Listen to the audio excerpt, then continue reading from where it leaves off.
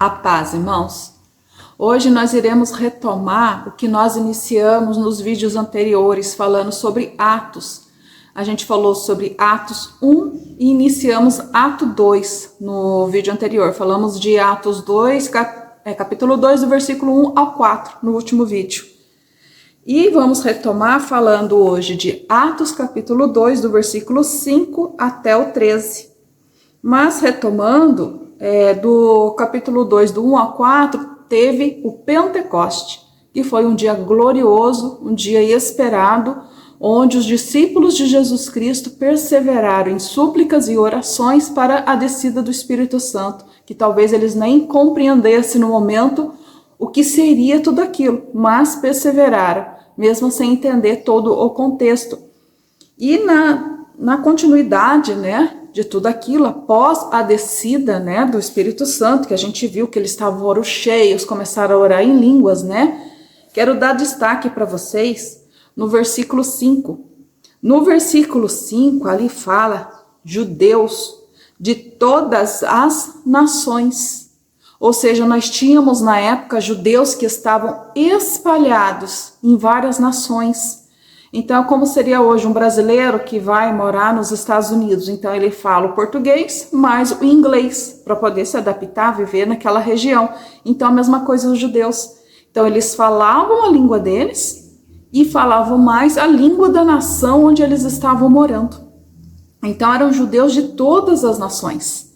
E aí, você consegue ver do versículo 9 ao 11 a variedade, a riqueza, de línguas que tinha. Porque, no versículo 9, partos e medos, que quer dizer que eram da Pérsia, elamitas, e os que habitavam na Mesopotâmia, Judéia, Capadócia, Ponto, Ásia, Frígia, Panfilha, Egito, partes da Líbia, junto a Cirene, forasteiros romanos, tanto judeus como prosélitos, cretenses, árabes. Olha a variedade, a riqueza de línguas. E os discípulos, naquele momento, quando foram cheios do Espírito Santo, eles estavam orando a mesma língua que eles falavam. Então, ou seja, aqui já a princípio podemos compreender que o Espírito Santo, quando ele te dá o dom de línguas, tem formas de dom de línguas. Isso daí vai ficar mais claro lá em Coríntios, mas ele fala que a gente tem variedade de línguas. E também a gente pode falar as línguas de outras pessoas. Então, nós temos a variedade de línguas dos anjos, a variedade de línguas de outras nações, que Jesus Cristo, o Espírito Santo, vai capacitar conforme a obra da pessoa. Se for necessário falar em japonês, ela vai falar em japonês. Isso é o Espírito Santo que concede o dom. Então, aí a gente dando continuidade aqui no versículo 11, e cretenses e árabes, todos temos o ouvido em nossas próprias línguas falar das grandezas de Deus. Ou seja, Deus deu o dom de variedade de línguas, de nações para os apóstolos, discípulos naquele momento, para falar da grandeza dele. Muitas pessoas acham que o nosso Deus Todo-Poderoso, que o Espírito Santo vem e nos enche para que a gente se engrandeça. Não, muito pelo contrário. A gente é cheio do Espírito Santo para a gente ser testemunhas de Jesus Cristo, para que a gente possa engrandecer o nome de Deus. Nada é para a gente, tudo é para Ele. Então, aí dando continuidade aqui, então nossas próprias línguas falar das grandezas de Deus. E o que ocorre muito hoje é o que ocorreu naquela época. Por quê? Porque a gente percebe aqui no versículo 12, e todos se maravilhavam e estavam suspensos, dizendo um para os outros, que quer isto dizer? Então, quando muitos viram que todos eles estavam falando em outras línguas, muitos se maravilharam. E aí entendiam, o que falavam das grandezas de Deus. Então, aquilo, para muitos, se aproximou de Deus. Eles começaram a conhecer mais de Deus, eles começaram ver o poder de Deus, sentir o poder de Deus naquele momento. Então, podemos dizer que até os olhos deles se abriram para o poder e a grandeza do Senhor. Mas nós também podemos observar que é o que ocorre hoje, porque hoje, quando tem a manifestação dos dons, muitos realmente se encantam, mas nós temos aqueles que são contrários. E isso ocorreu na época. Versículo 13. E outros, zombando, diziam: estão cheios de mosto. O mosto quer dizer que eles estavam dizendo que eles tinham bebido pela manhã. E nós sabemos que não foi isso que ocorreu. Então nós vamos ter sempre zombadores. Sempre vai ter aqueles que são incrédulos, aqueles que não acreditam no poder de Deus, aqueles que não acreditam na manifestação da glória, na manifestação do Espírito Santo. Muitos ainda acham que o Espírito Santo só teve o seu mover naquela época, hoje não tem mais. E nós cremos, né? Nós que conhecemos a palavra do Senhor, cremos que ainda tem manifestação do poder de Deus, que ainda tem a manifestação dos dons. Então, sempre vai encontrar os incrédulos, sempre vai encontrar os zombadores, sempre vai encontrar aquelas pessoas que falam: você é tolo, você está viajando, você não está entendendo nada, você está sonhando. Sempre vão ter esses. Isso nunca vai estar fora do nosso caminho. Mas não importa o que está acontecendo em volta.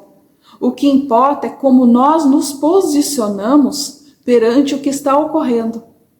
Se vem zombadores, né? Se vem pessoas dar risada, tirar sarro do que está acontecendo, do mover de Deus, qual é o nosso posicionamento perante isso? É isso que importa.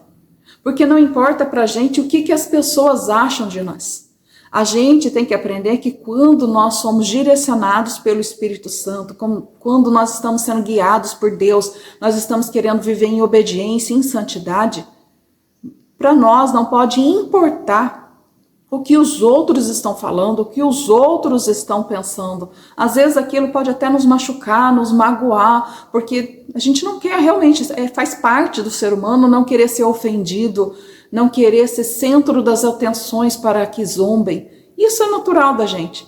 Mas nós estamos lutando para viver com Deus, para fazer parte do reino dele, para após a nossa morte a gente ter direito à segunda vida, né? Receber a coroa que ele vai nos dar, aquela coroa que não perece. Mas para isso não é de qualquer jeito. A gente realmente tem que viver conforme o que Deus, nosso Deus amado, ensina, como ele nos ordenou, amar a Deus acima de todas as coisas e o nosso irmão como a nós mesmos. Isso aí é o mandamento total, é a regra. Se fizermos isso, vamos seguir todos os mandamentos dele, porque ninguém ofende o próximo se você o ama como ama a ti mesmo. Você não vai deixar Deus de lado se você o ama acima de todas as coisas.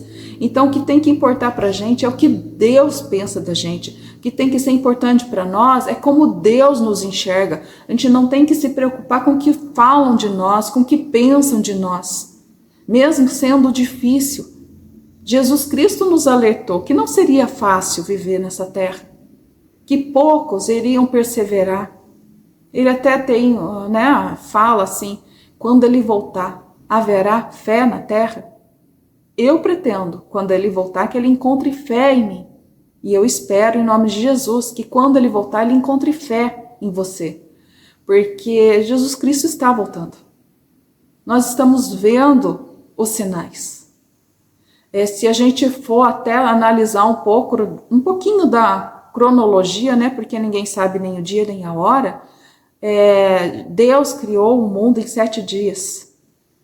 Para Deus, um dia é 1000 anos, como 1000 anos é um dia. Então, se de Adão a Abraão foi 2000 anos, de Abraão a Jesus Cristo foi 2000 anos, de Cristo até nós já são 2000 anos, já temos 6000 anos. Aí Deus descansou no 7º dia.